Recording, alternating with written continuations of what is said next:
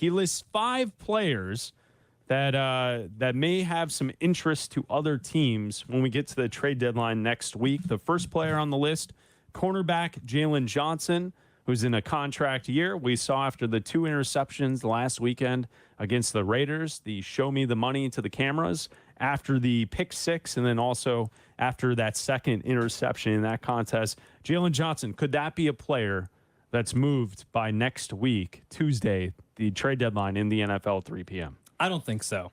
I think that regardless of the interceptions, he is a very good corner in the NFL. Like if you look at his coverage stats and the passes he allows and all that kind of stuff, he's not top 5. He might just be outside the top 10, but so far this season, he's been playing insanely well. And I know the interception numbers aren't there, but those are just one flashy part of playing corner.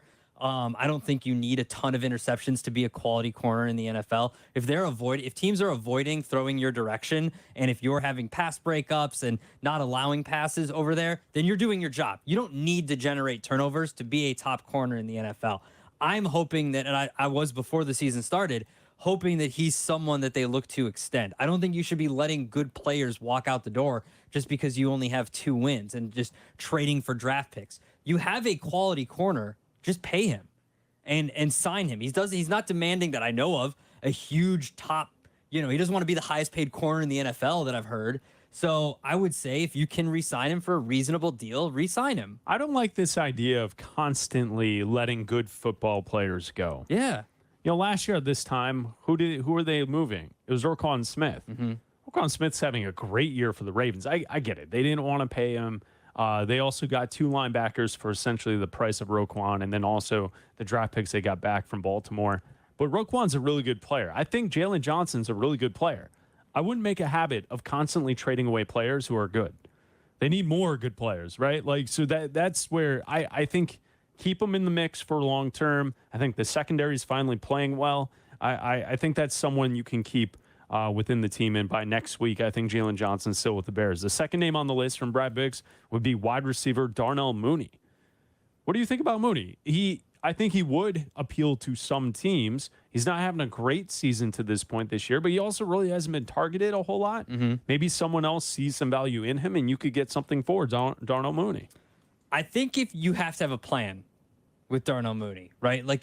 And I think that Ryan Poles would kind of be tipping his hand a little bit if we find out that they're going to trade Darnell Mooney. If the trade deadline gets here and Darnell Mooney's not on the team afterwards, we know they're taking a wide receiver high in the draft, right? Like Darnell Mooney going into the season, it was like, all right, you want to be a number 1 wide receiver, prove that you're worthy of being a number 1, high number 2 wide receiver, because you and I have said constantly throughout Mooney's career, he's a good 3, right? He's an insanely good 4th option. He's a good 3. He's never played. I know he had 1,000 yards one year. Okay, cool. Like they don't have any wins to show for it. Like he hasn't proven that he's a number 1 wide receiver. So if he was playing like a number 1 wide receiver, he'd be another guy just like Jaylen Johnson. I'd say, why are you getting rid of good players? Why do you need to go out and draft a wide receiver 2nd overall when you have a very good wide receiver, a very good complement to DJ Moore, but he hasn't been playing like that. So as of right now, if someone will give you a decent pick for him and you have the feeling that you're going to take a wide receiver, whether it's 2nd and it's Marvin Harrison Jr., or maybe if you win some more games, maybe further down in the 1st round, then fine, trade him. But you need to have a plan because you're once again taking away, and I know he hasn't played well this season, but he's an option out there. You're taking away weapons from whoever's playing quarterback, whether it's Tyson Bagent this week and Justin Fields after that. The third name on the list from Brad Biggs in the Chicago Tribune this morning is guard or center Cody Whitehair. He was benched last week. Could he be someone that could appeal to other teams? Biggs goes on to say it's unlikely he would appeal to teams. His base salary is $9.8 million, meaning the team acquiring him would have to spend more than $5 million to bring him in. I don't think he's likely to be traded because I don't think anyone would want him. I think you just got to get the most that you can get out of Cody Whitehair to this point to the rest of the season. I think Cody Whitehair's fine when he's not asked to play center. Yeah, at guard, I think he's fine. So why? I mean, if he's going to be a guard, fine, but don't ask him to snap the ball anymore. Like that's not something he needs to be doing. He's a talented guard. leave him at guard. And if you're going to do that, the offensive line played really well on Sunday. So if you're going to have injuries and you're going to move guys around, that's fine. As long as he's not snapping the ball, I don't need to trade him. Again, like he's not a guy I'm looking to re-sign, but he's a guy that I would say is a quality piece on this team, like right now for what he does, as long as he's asked to do what he's capable of doing and not being asked to do too much. The fourth name on the list, safety Eddie Jackson. He has lingering foot issues. Now, he didn't play last week. He was ruled out for the game. We'll find out tomorrow when the injury report is released for this week against the Chargers in Week 8 what the situation is with Eddie Jackson. As of right now, didn't practice last week, and we're not sure for the rest of the season. Is this a player who's making $14.5 million base salary this season?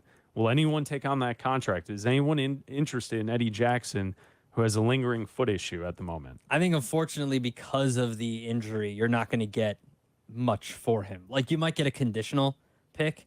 Like, you might get a 6th-round pick for him and maybe a conditional 5th, depending on how many games he ends up playing this year. But as someone who worked to come back from injury, was out there for like a series and a half, and then didn't play the rest of the game, and then missed a week and might miss another, like, we don't know. We'll find out tomorrow, but I don't know if anybody would take him at this point. He's proven that he can't. He hasn't been out there very much this year. The final name listed off by Brad Biggs today in the Tribune, Andrew Billings, the nose tackle. He's been playing good football, and he's cheap, says Biggs, $2.75 million contract. Maybe the Bears could flip him for a late day 3 pick. Is that someone you just keep in the mix, or do you look to move him, hoping that the 2 rookies that you drafted are picking up enough of the play at this point in the season that they can continue to develop in the second half of this season? Andrew Billings, that's the last name on Biggs' list. I'm looking for his contract right now. So he's a free agent at the end of the year. He's only making $2 million this year. I don't know why you would, trade him, essentially. Like, if you're going to get a what do you say, day 3 pick? Yeah, that's what Biggs suggests, flipping him for a late day 3 pick. Okay, so you're talking 6th or 7th round. I mean, I guess if you don't plan on re-signing him, he is 20, almost 29. He's playing good. He's playing well, but he's getting up there in age a little bit. It doesn't matter. He's on a 1-year deal, and the Bears' run defense has been playing really well. Oh, he's a part of that. I mean, look, if you look at the last 3 weeks, this run defense, they're first in average yards per carry, so 2.5 yards per carry. That's first in the NFL. They're also first in rushing yards allowed per game. 38 rushing yards a game in the last 3 games is what they're allowing. So, yeah, this run defense has been playing really, really well. But if you don't plan on re-signing him, then sure, I could see you maybe moving on from Andrew Billings, giving his age and what you could, like, if you go out and say, okay, I can find that he was a 4th-round pick. So if you're saying I can go find another younger Andrew Billings for the future in the 4th round, then go ahead and trade. I know you're not going to get a 4th-round pick, but you can trade him and maybe find get someone like him in the 4th round.